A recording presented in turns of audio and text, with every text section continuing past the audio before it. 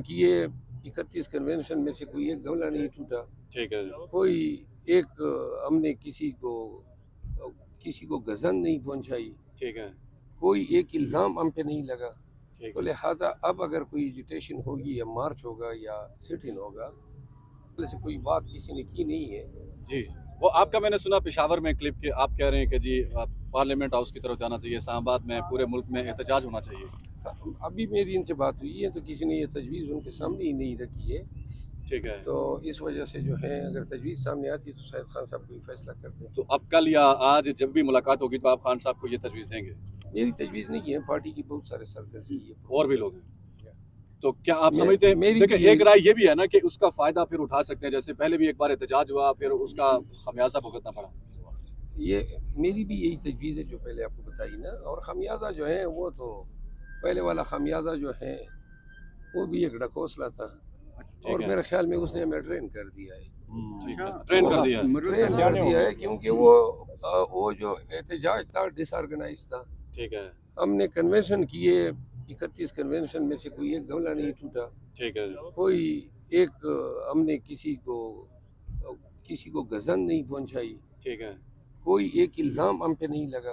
ठीक तो है। लिहाजा अब अगर कोई एजिटेशन होगी या मार्च होगा या सिट इन होगा तो वी विल मेक श्योर अच्छा, खान कि साहब वो ने जो पूरा मन रहे। खान साहब ने जो अभी उनके वकला ने बातचीत किया प्रेस कॉन्फ्रेंस में, उन्होंने कहा जी पीपल्स पार्टी एमक्यूएम और नून लीग से बातचीत नहीं होगी, बाकी जमातों से होगी। तो ये तीन तो मिलके अपना स्कोर ही पूरा कर रही हैं, इसका मतलब आप फिर इनसे अगर बात नहीं करेंगे तो वज़ीर आज़म वो लेके आ रहे हैं। तो ले लें, हम तो मेंटली जब ये चोरी कर रहे हैं, इनको अगर यही अच्छा लगता है कि चोरी के मैंडेट पे हुकूमत बनाएं, आर्टिफिशियल अरेंजमेंट होगी, एक्नॉलेजमेंट कोई नहीं होगी, दुनिया भर में डिसरिस्पेक्ट से देखा जाएगा। बाकी जो ये बना रहे हैं इनको सोचना चाहिए। अच्छा मरवत साहब, जरदारी साहब जो बैग भर भर के ला रहे हैं, हॉर्स ट्रेडिंग जो हो रही है, कल भी एक जो वसीम कादिर साहब हैं उनका नाम भी सामने आया है, तो क्या कहेंगे इस हवाले से जो बैग भर भर के आ रहे हैं कि 25-30 करोड़ की ऑफर भी की जा रही है?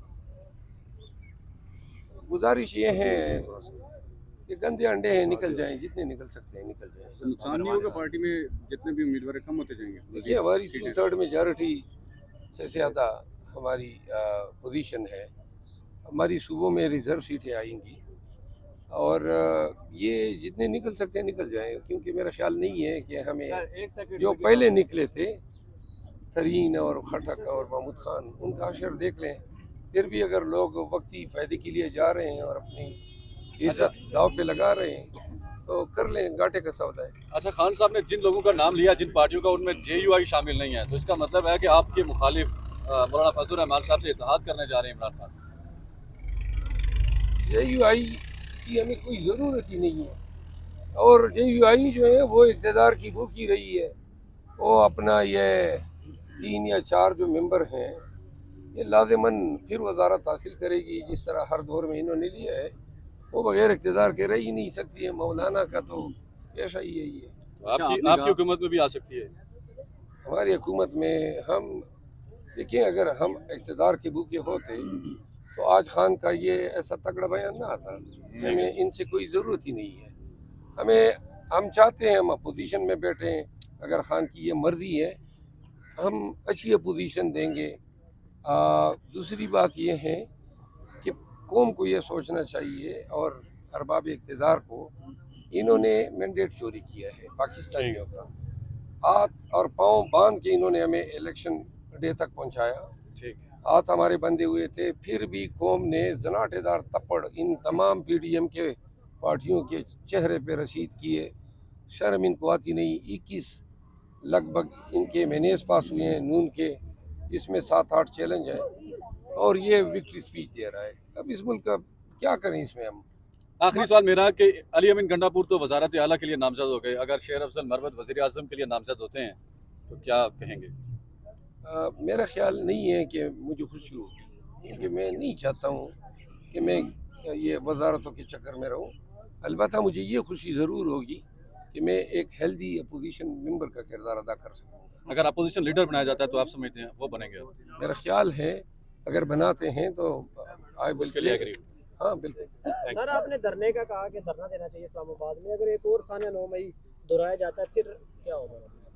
اور یہ جو روزانہ سسک کے موت دے رہے ہیں، اس سے بہتر نہیں ہے ایک دفعہ ہی قصہ ختم کریں.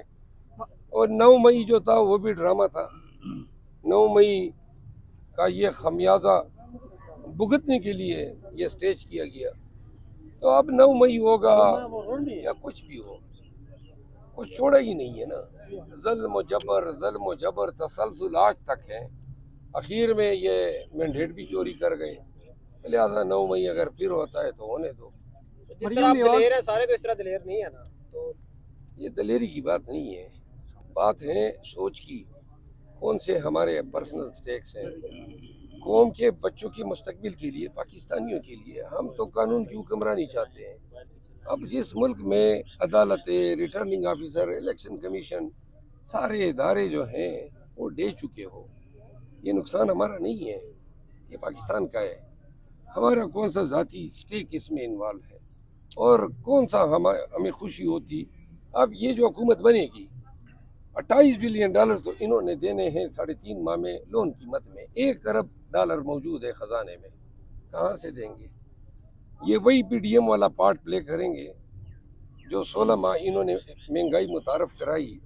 سٹاک ایکسچینج کی کل کی گراوٹ 1878 پوائنٹ تھی. آج کا مجھے علم نہیں ہے لیکن گرا ضرور ہوگا، کیونکہ جو بیئرش ٹرینڈ ہے یہ چلتا جائے گا. اعتقاد اور اعتماد کسی کا نہیں آ رہا ہے اس حکومت پہ. جو اوورسیز پاکستانیز ہیں ان کی ریمیٹنسز لیو کوارم ہو گئے ہیں، کتنے سکڑ گئے ہیں. تو لہٰذا ان کو سوچنا چاہیے کہ کیا ان کے پاس وے آؤٹ ہے پاکستان کو چلانے اور ڈیفالٹ سے بچانے کے لیے. ہمیں نظر نہیں آ رہا ہے. اگر وہ یہ ساری چیزیں صرف گورننس اور حکومت حاصل کرنے کی خاطر اپنے کندھوں پہ رکھنا چاہتے ہیں تو لینے دیں ان کو. مریم نواز